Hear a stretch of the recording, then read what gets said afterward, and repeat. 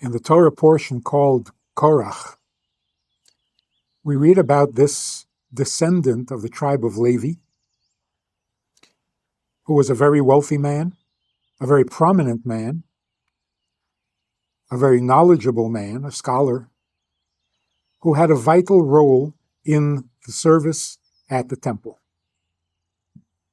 All the members of the tribe of Levi are dedicated to the service of God full time.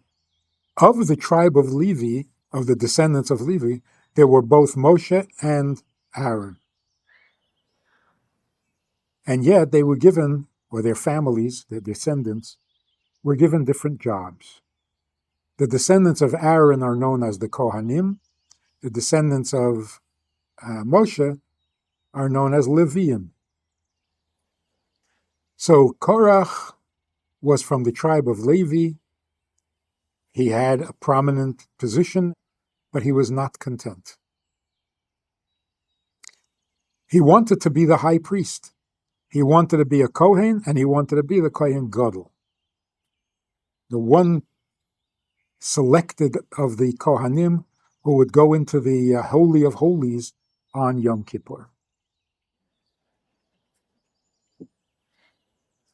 He challenged Moshe, questioning his leadership, asking, why do a nation that is so holy and so close to God, why do they need a leader and a teacher? We all have access directly to God, so we don't need people in positions of power. It's all one great equality. And then, besides Moshe becoming the leader of the people, he appoints his brother next in line on the totem pole is the Kohen Gadol. And he gives that to his brother. So Korach was challenging Moshe's authority. It was not a good idea, to put it mildly. Korach and his family who supported him were punished when the earth opened up and swallowed them. Pretty severe punishment. But it can't be, like every story in the Torah, it can't be simple pride, simple jealousy, which gets you into trouble. That's too ordinary a story for the Torah to have to tell us. We would learn that from experience very quickly. So there must be more to the story that makes it a Torah story, a story revealed from heaven and eternalized in the Torah.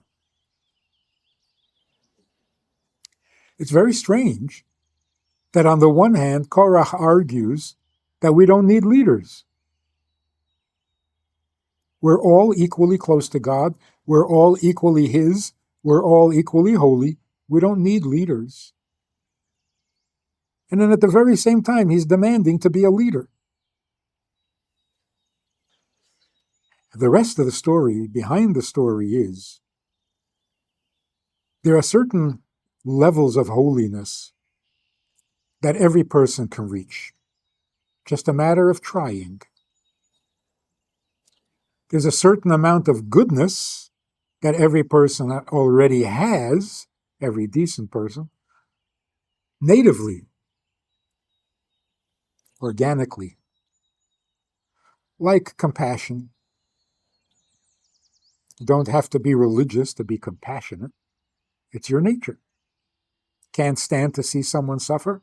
That's not a conviction. That's a nature.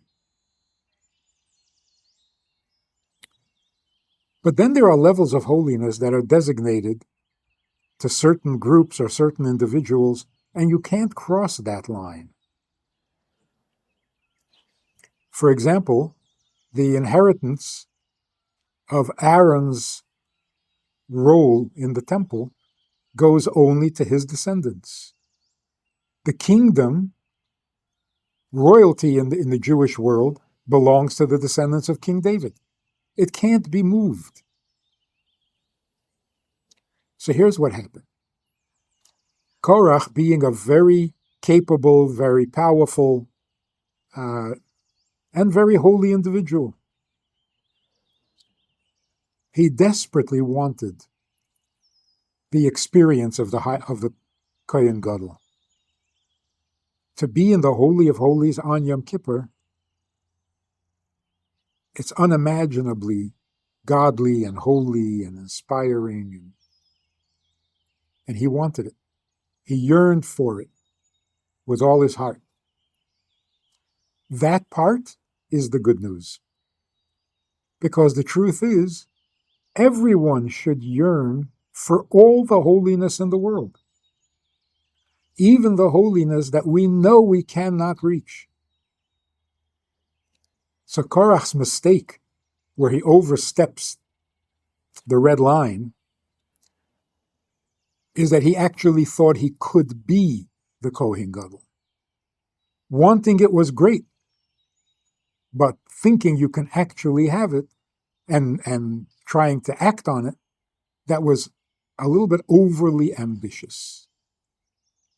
The desire spilled over into an actual plan of action where he would rebel against Moshe and somehow get to experience that great godly moment in the Holy of Holies. Why is it special or virtuous to desire and yearn for something you know you can't have? Isn't that just frustration?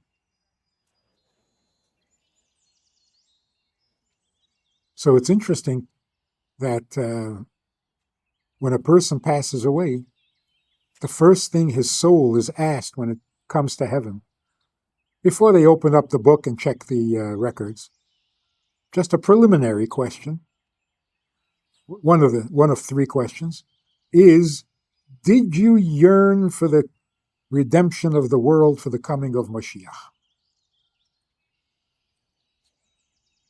If the answer is yes, you're in good shape. The answer is no, you're starting off with negative. Why would it be so significant to have yearned for something that you never experienced? We see from this that what a person yearns for is a very powerful indicator of where his heart and soul lie. Even if you can't go where you yearn to be, the yearning puts you there in some way. Your mind is there, your heart is there, your desire is there. And so your inner being is actually there, even though your body is not. Now we know that in the Torah, the act is the main thing. The fulfillment, the doing of the mitzvah. And that's, of course, always going to be true. But that doesn't mean that there is no significance and power to a yearning that cannot be actualized.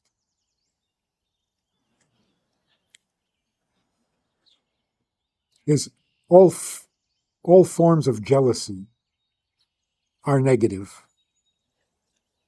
But there's a kind of an envy that is very positive. In all matters physical, in all material things, we should never be jealous. It's demeaning, it's degrading, should not. But when it comes to spiritual things, we must be jealous of those who are ahead of us. When it comes to intelligence, we must be jealous of someone who knows more. That's a sign of being a human being. We're never content with how much we've accomplished. We're content with how much we possess. But in spiritual matters, the yearning is a great virtue. When that yearning can be satisfied, practically, by personal effort, that's heaven on earth. But even when it can't be satisfied physically, it puts you in a better place than the place where your body happens to be. And so, yes, it's significant to ask the soul. We'll check into what you accomplished, what you did or didn't do. But before we do that, Where did you yearn to be? Who were you hoping to be? Where was your heart and soul, even while physically or materially you weren't doing so well? So the moral of the story is, even a level of godliness that we cannot attain, we also can't turn our back on it and be indifferent. We should yearn for it. We should want it. We should feel the lack of it painfully, even while we know that we can't ever do it. Whereas in physical matters, if you know you can't do it, it would be such an unnatural condition to wish for it, knowing that it's impossible. Then it's just frustration. Because no matter how much you yearn for it, you don't get any closer to it. There's no romance between yourself and a building you could have bought and wish you bought and regret not buying. But no matter how much you regret it, no matter how much you yearn to own the building, it doesn't do anything. It doesn't create a closeness between you and the building. There's no romance there.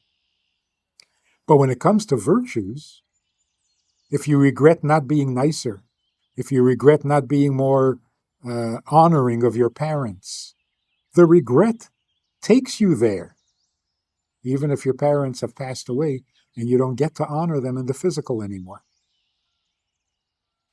So that is the story behind the story of this great man called Korach, who got a little carried away in a positive desire and thought he could actually become the high priest. We have a Sunday night program for VIPs that you might be interested in. It's informal, it's questions and answers, it's conversation. It's really relaxed, it's really pleasant, enjoyable, informative, and kind of community-like. It's a Sunday night program, there's a Wednesday morning program for the VIPs, and there's a Wednesday night program. All of it just conversation, casual, laid back, unscripted. So join us, take a look, click the link below, and see which of the three suits you best, and join us for some enjoyable conversation.